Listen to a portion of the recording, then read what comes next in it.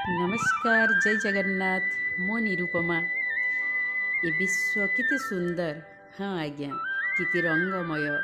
आमे आम दृष्टिकोण को जेमिति रखिबा ए संसारटा सेमिति आम आखि को देखा जाए।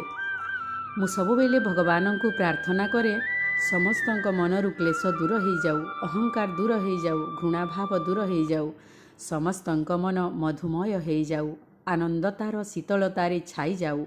हाँ आज्ञा ए विश्व एते सुंदर।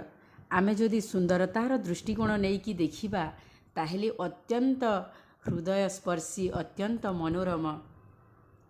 सेथिपाई आज मने पड़े मोर गोटे कथा कवि गंगाधर मेहेर जी विश्वर सकल सृष्टि रे ईश्वर विद्यमान एवं सबुठी आनंद निहित होइछि बोली सदा बेले से तांकर प्रत्येकटी पंक्ति रे आमको दर्शाई अछंती।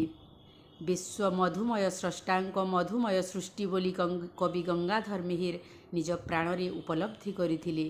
तेणु से आनंद चित्तरे गाई उठिथिले।